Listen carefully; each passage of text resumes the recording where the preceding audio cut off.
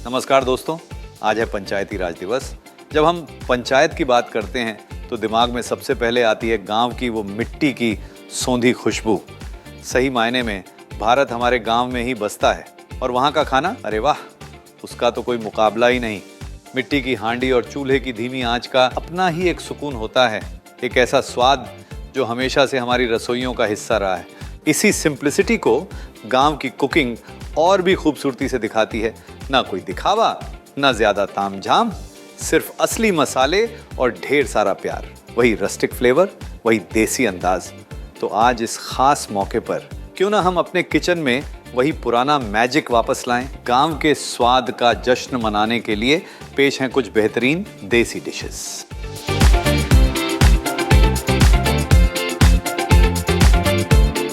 अगर हम महाराष्ट्र के असली देसी स्वाद की बात करें और कोल्हापुरी ढेचा का जिक्र ना हो, ऐसा हो ही नहीं सकता।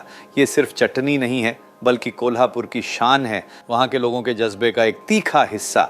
गांव में इसे हर थाली की जान माना जाता है, क्योंकि ये किसी भी साधारण खाने में अपने बोल्ड फ्लेवर से तुरंत जान डाल देता है। ठेचा का असली मज़ा उसकी रस्टिक टेक्सचर में है। गांव में आज भी इसे पत्थर की ओखली मुसल में कूट कर बनाया जाता है और यही मैनुअल कूटना इसे वो कोर्स रस्टिक टेक्सचर देता है जो मिक्सर से कभी नहीं आ सकता। जब मिर्ची और लहसुन को कूटा जाता है तब उनके अंदर के तेल रिलीज होते हैं और जो खुशबू उठती है ना, वो सीधा भूख को दुगना कर देती है। इसमें वही पुरानी विलेज स्टाइल कुकिंग की झलक मिलती है, जहां मेहनत और स्वाद का परफेक्ट मेल होता है। सबसे पहले मूंगफली को सुनहरा होने तक भुना जाता है।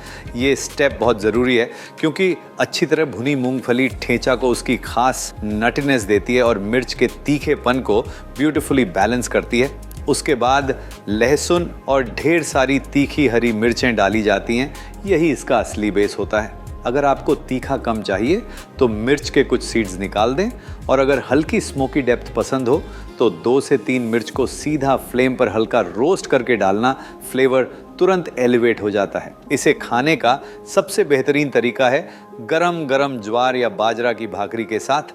भाकरी पर हल्का सा मक्खन या असली घी रखिए, साथ में ये तीखा ठेचा और ज़रा सा दही, बस ये अमृत जैसा स्वाद दे देता है। अब हम चलते हैं महाराष्ट्र के दिल यानी नागपुर की तरफ। नागपुर सिर्फ अपने संतरों के लिए ही नहीं, बल्कि अपने तीखे और मसालेदार फ्लेवर्स के लिए भी जाना जाता है। वहाँ की एक ऐसी ही लाजवाब डिश है नागपुरी गोला भात। जब मन करता है ना कुछ हट के खाने का, तो ये नागपुरी गोला भात ट्राई कीजिए। ये आपके मील टाइम को एकदम से मज़ेदार बना देगा। गोला भात नागपुर की ट्रेडिशनल डिश है, जिसमें बेसन के स्वादिष्ट गोले यानी डम्पलिंग्स बनाकर उसे चावल के साथ पकाया जाता है। इन गोलों में अदरक, चिली पेस्ट और हरा धनिया मिलाया जाता है, जो इसका स्वाद और ज़बरदस्त बनाते हैं। जब आप इसे चावल के साथ पकाते हैं तो वो गोले चावल के बीच में सॉफ्ट हो जाते हैं। इमेजिन कीजिए गरम गरम चावल का एक निवाला और साथ में वो मसालेदार सॉफ्ट गोला, मज़ा ही आ जाता है। इसे बनाने का असली मज़ा तो तब है जब आपकी टेक्निक एकदम परफेक्ट हो। याद रखिए, आपका बेसन का मिक्सचर थिक पर सॉफ्ट होना चाहिए। ज़्यादा पतला हुआ तो गोले राइस में टूट जाएंगे और ज़्यादा सख्त हुआ तो वो अंदर से डेंस हो जाएंगे। इस बैटर को भी हमेशा 10 से 15 मिनट रेस्ट करने के लिए रखें, ताकि बेसन मॉइस्चर अब्जॉर्ब कर ले। इससे टेक्सचर जो है वो इम्प्रूव हो जाता है। और हाँ, गोले बनाते समय उन्हें छोटा और एक जैसा रखें, ताकि वो चावल के साथ अंदर तक अच्छे से पक जाएं। देखिए, अब तड़का लगाते वक्त जल्दबाजी बिल्कुल मत कीजिए। राई और जीरे को पूरी तरह चटकने दें और करी पत्ते और लाल मिर्च को तब तक भूनें जब तक उनकी सौंधी खुशबू ना आने लगे, क्योंकि इससे ही डिश को असली डेप्थ मिलती है। बस अब जब ये डिश बनकर रेडी हो जाए, इसे गर्मा गर्म सर्व कर दीजिए। ये एक अर्थी और ऑथेंटिक टच वाली रेसिपी सबके मन को खुश कर देती है। इसे एक फुल मील की तरह भी सर्व कर सकते हैं, जिससे पेट भी भरता है और मन भी। तो अगर आपको कुछ वन पॉट और एकदम देसी बनाना है तो नागपुरी गोला भात ज़रूर ट्राई कीजिए।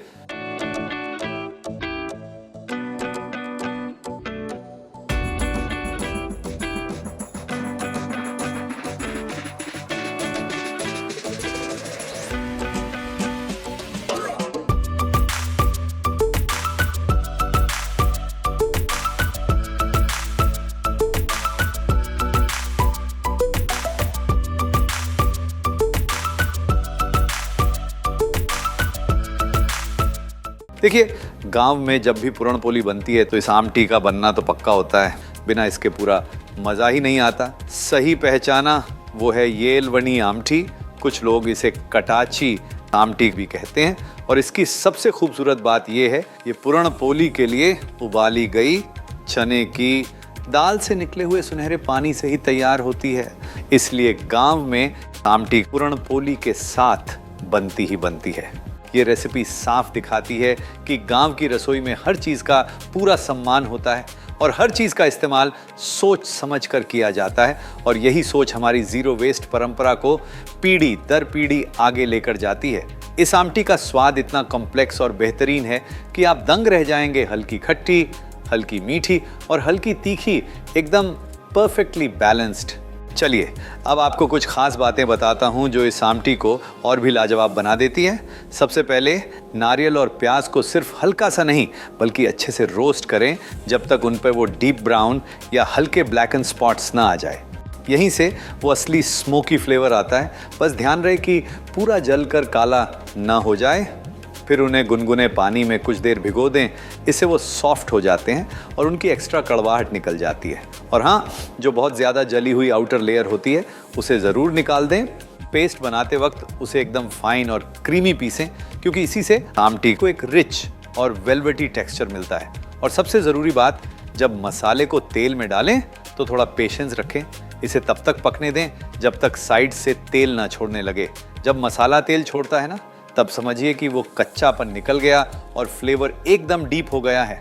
गांव में इसे गरम चावल या पूरण पोली के साथ परोसा जाता है। ये डिश सिर्फ पेट नहीं भरती, ये सुकून देती है।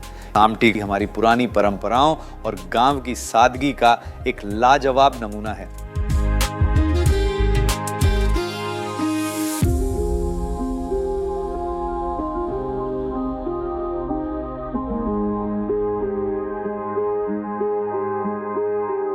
जब हम गांव के स्वाद की बात करते हैं तो अक्सर हमारा ध्यान मसालेदार और तीखी चीज़ों पर जाता है।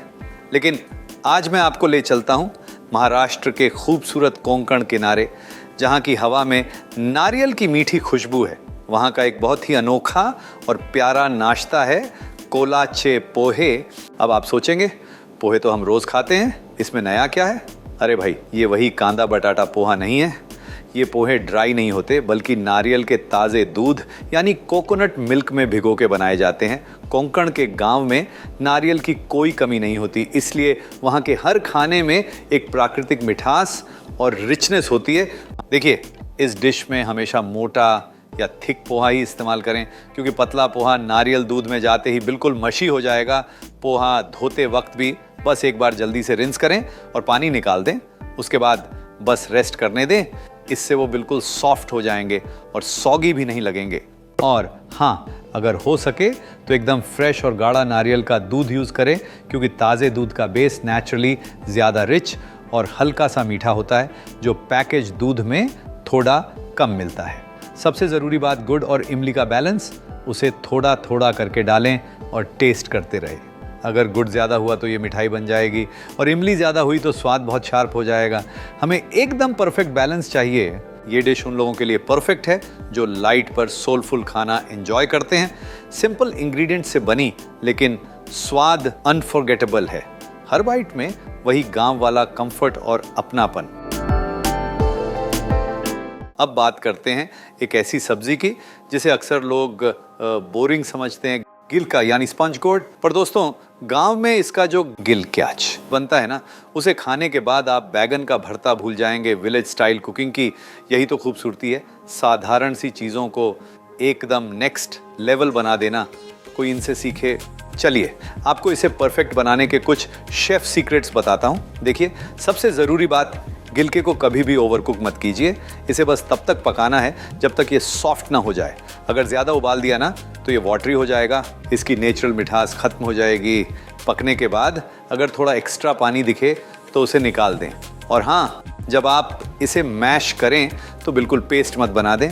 इसे थोड़ा कोर्स यानी दरदरा रखें, वही तो इस भरीत को वो असली रस्टिक फील देता है। इसे जब आप गर्मा गर्म राइस, भाकरी और थोड़े से कच्चे प्याज के साथ खाते हैं ना, तो स्वाद का एक अलग ही सिलसिला शुरू होता है।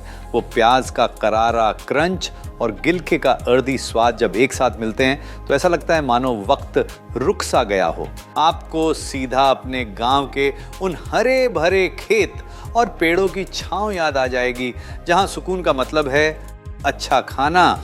ये सिर्फ एक सब्जी नहीं है, बल्कि एक एहसास है, एकदम सिंपल, हेल्दी और 100% ऑथेंटिक। इसमें ना कोई दिखावा है, ना बहुत सारे मसाले, बस मिट्टी से जुड़ी वो असलियत है जो आजकल के शहर के शोर शराबे में हम कहीं खो देते हैं। हर निवाले में वही पुराना गांव वाला होम कुक्ड सुकून है जो आपके पेट के साथ साथ दिल को भी भर देगा।